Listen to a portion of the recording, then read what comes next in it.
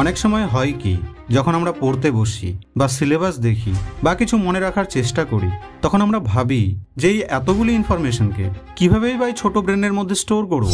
But আপনি জেনে অবাক হবেন যে আমাদের ব্রেন স্টোরেজ 25 লক্ষ জিবির থেকেও বেশি। আর এই হিউম্যান মেমোরিকে যদি আপনি সম্পূর্ণভাবে ফুল করতে চান, তো এর জন্য সময় লাগবে 350 বছর।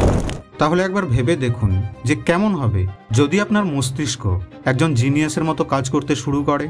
আপনি যা পড়বেন তা সারা জীবন মনে থাকবে। মস্তিষ্কে যদি একের পর এক জিনিয়াস আইডিয়া আসতে থাকে, তাহলে কেমন হতো?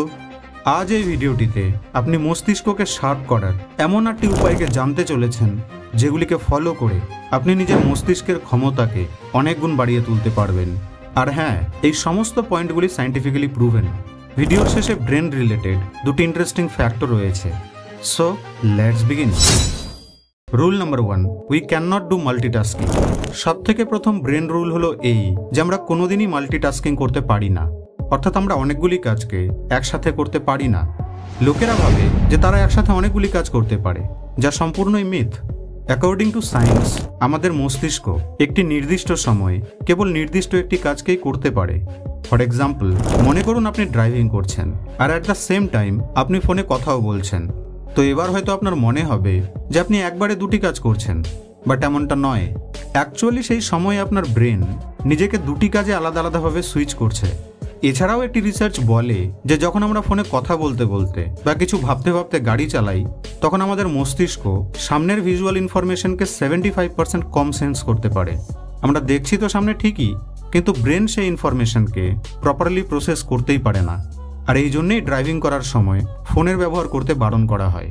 আর এই সেম জিনিসটি পড়াশোনার সময়ও হয়।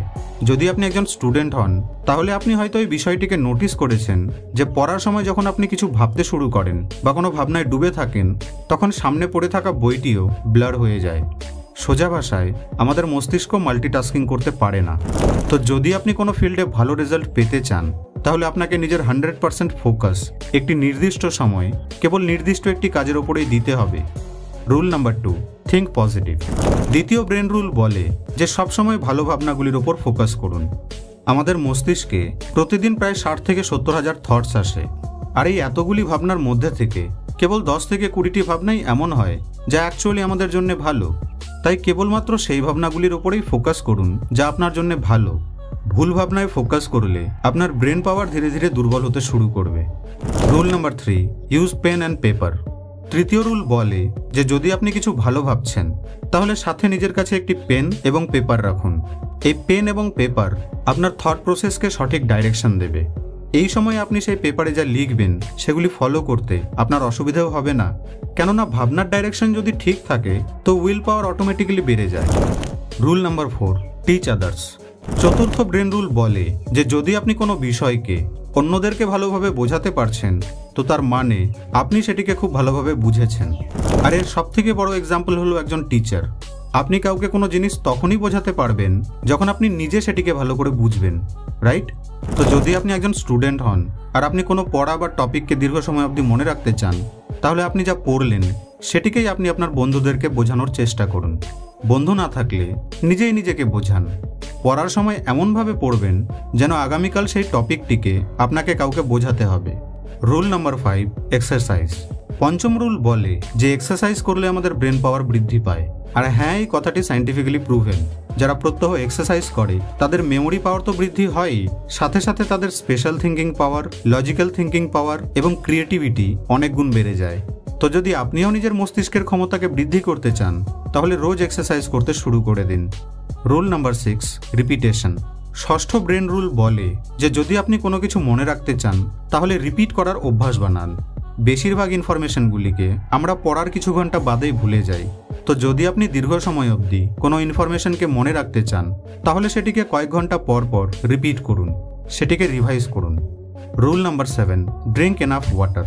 সপ্তম ব্রেন রুল বলে যে যদি ব্রেনকে সুস্থ রাখতে চান, তাহলে পর্যাপ্ত পরিমাণে জল পান করুন। আমাদের মস্তিষ্ক 80% জল দিয়েই তৈরি। যদি মস্তিষ্কে সঠিক মাত্রায় জল না পৌঁছায়, তো মস্তিষ্কের ক্ষমতা কমে যায়, মস্তিষ্ক দুর্বল হয়ে যায়, অ্যাটেনশন স্প্যান কমে যায়। তো যদি মস্তিষ্ককে সুস্থ ও সবল রাখতে চান, তাহলে পর্যাপ্ত মাত্রায় জল অবশ্যই পান করুন। Rule number 8, sleep. অষ্টম ব্রেন রুল বলে যে আমাদের চোখ 65% ব্রেন পাওয়ারকে ইউজ করে। এই জন্যই পর্যাপ্ত পরিমাণে ঘুম আমাদের মস্তিষ্কের জন্য বিশেষ প্রয়োজন। সুস্থ মস্তিষ্কের জন্য কোয়ালিটি স্লিপ অতি আবশ্যক। কিন্তু তার মানে আবার এও নয় যে আপনি 10 ঘন্টা 12 ঘন্টা ধরে ঘুমাবেন, না, একেবারেই নয়, কারণ বেশি ঘুম আপনাকে অলস বানিয়ে দেবে। তো চলুন এবার জানি সেই দুটি ফ্যাক্টকে যা জেনে রাখা বেশ জরুরি। ফ্যাক্ট নাম্বার 1, আপনি কি জানেন যে মহিলাদের মস্তিষ্কের তুলনায় পুরুষদের মস্তিষ্ক 10 গুণ বেশি বড় হয়? কিন্তু তা সত্ত্বেও মহিলাদের মস্তিষ্ক পুরুষদের মস্তিষ্কের তুলনায় বেশি কমপ্লেক্স এবং পুরুষদের মস্তিষ্কের থেকেও বেশি ভালোভাবে কাজ করে। ফ্যাক্ট নাম্বার 2, আমাদের শরীরে যতটা পরিমাণ অক্সিজেন প্রবেশ করে তার মধ্যে থেকে 20% অক্সিজেন আমাদের এই ছোট মস্তিষ্কটি কনজিউম করে নেয়। আর আপনি জেনে অবাক হবেন যে আমাদের মস্তিষ্ক যতটা এনার্জি প্রডিউস করে তা দিয়ে একটি লো ওয়াটের বাল্ব জ্বালানো যাবে। আর এই এতটা পরিমাণ এনার্জির জন্য জাস্ট প্রয়োজন অক্সিজেন, জল আর সঠিক খাদ্য। তো বন্ধু, এই ভিডিওটি আপনাকে কেমন লাগলো তা কমেন্ট বক্সে আমাকে অবশ্যই জানাবেন। আপনাদের সঙ্গে আবার দেখা হবে নেক্সট ভিডিওতে।